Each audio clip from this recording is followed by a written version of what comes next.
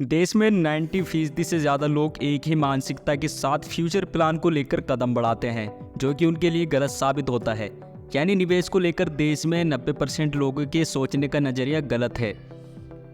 हर किसी को अमीर बनना है, लेकिन कुछ लोग ही लक्ष्य तक पहुंच पाते हैं, बाकी लोग सोचने में ही समय लगा देते हैं। आप अधिकतर लोगों से ये सुना होगा कि खा पीकर जो बचता है उसे जमा कर देते हैं, फ्यूचर के लिए वही सहारा होगा। उन्हें पता है कि फ्यूचर में आर्थिक मजबूती जरूरी है, लेकिन तरीका जो है वो गलत है। दरअसल हमारे देश में अधिकतर लोग रिटायरमेंट प्लान कहें या फिर फ्यूचर प्लान को लेकर सीरियस नहीं दिखते।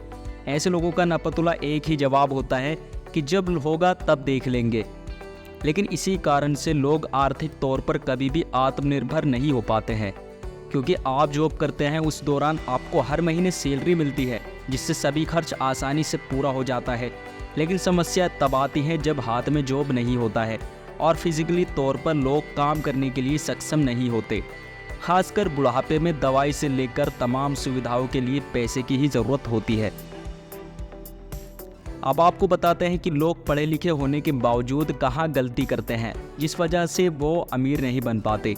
इसका एक ही कारण है। बता दें, देश में 90% से ज़्यादा लोग एक ही मानसिकता के साथ फ्यूचर प्लान को लेकर कदम बढ़ाते हैं, जो कि उनके लिए गलत साबित होता है। यानी निवेश को लेकर देश में 90% लोगों के सोचने का नज़रिया गलत है। शायद आप भी इसी तरह से सोचते होंगे। इसमें आपकी गलती नहीं है, माहौल ही ऐसा है, फिर उससे कोई बाहर कैसे हो सकता है।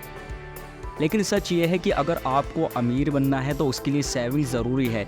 अब आप कहेंगे सेविंग तो अधिकतर लोग कर ही रहे हैं। आप किसी से भी सेविंग को लेकर पूछो, जवाब एक ही होता है कि मंथली खर्चे के बाद जो पैसे बचते हैं उसे निवेश कर देते हैं।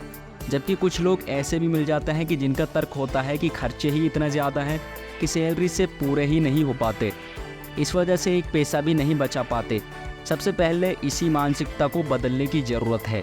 अब अगर आपको अमीर बनना है तो केवल आपको एक आदत बदलनी होगी। इस बदलाव को आप आसानी से अपने अंदर अप्लाई कर सकते हैं। अधिकतर लोग केवल अपनी आदत बदलकर वित्तीय लक्ष्य हासिल कर सकते हैं। दरअसल सबसे पहले सोच बदलनी होगी कि खा पीकर जो पैसे बचेंगे उसे निवेश करेंगे। अगर अमीर बनना है तो सबसे पहले आपको निवेश के बारे में सोचना होगा, खासकर सैलरीड क्लास के लिए ये बेहद ज़रूरी है। अगर आपको अमीर बनना है तो केवल आपको एक आदत बदलनी होगी। इस बदलाव को आप आसानी से अपने अंदर अप्लाई कर सकते हैं। मैक्सिमम लोग केवल अपनी आदत बदलकर वित्तीय लक्ष्य हासिल कर सकते हैं। दरअसल सबसे पहले सोच बदलनी होगी कि खा पीकर जो पैसे बचेंगे उसे निवेश करेंगे। अगर अमीर बनना है तो सबसे पहले आपको निवेश के बारे में सोचना होगा, खासकर सैलरीड क्लास के लिए ये बेहद ज़रूरी है। आइए समझते हैं कहाँ लोग गलती करते हैं और कैसे उसे सुधारा जा सकता है। अभी लोग सैलरी मिलते ही महीने भर तक जमकर खर्च करते हैं और फिर महीने के आखिर में जो बच जाते हैं उसे निवेश करते हैं। इसी आदत को बदलना है। सैलरी मिलते ही सबसे पहले निवेश कर दें, फिर बाकी बचे पैसों से घर चलाएं। शुरू में थोड़ा अटपटा जरूर लगेगा, लेकिन हकीकत यही है।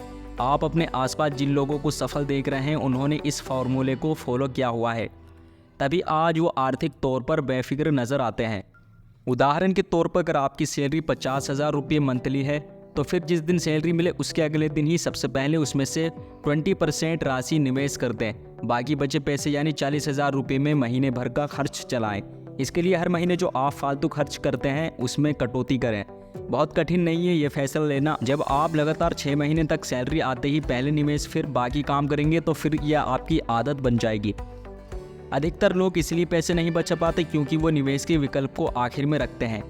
जो बच जाएगा उसे निवेश कर देंगे। यही एक कारण है जो आपको अमीर बनने नहीं दे रहा है। जब आप महीने की शुरुआत में ही निवेश कर देंगे तो फिर वित्तीय लक्ष्य तक पहुंचने से आपको कोई नहीं रोक सकता। यही नहीं, इस सोच के साथ सबसे पहले निवेश करें कि आपको 50 नहीं 40,000 रुपये ही सैलरी मिल रही है, उसी में घर चलाना है। करना क्या है, आपको जैसे ही महीने की पहली तारीख को सैलरी मिले अगले 4 दिन में निवेश के लिए निर्धारित 10,000 रुपये को अलग अलग जगहों पर निवेश कर दें। अगर निवेश को लेकर ज़्यादा जानकारी नहीं है तो किसी वित्तीय सलाहकार की मदद लेकर आप इस रकम को म्यूचुअल फंड में लगा सकते हैं, जहां 12 से 15% तक रिटर्न आसानी से मिल जाते हैं। इसके अलावा कुछ राशि को इक्विटी मार्केट में भी डाल सकते हैं। इसके लिए एक्सपर्ट की ज़रूरत होगी। जब आप लगातार 10 साल तक पहले निवेश फिर बाकी काम करने वाले फार्मूले पर चलेंगे तो फिर बड़ा से बड़ा वित्तीय लक्ष्य आसानी से हासिल हो जाएगा।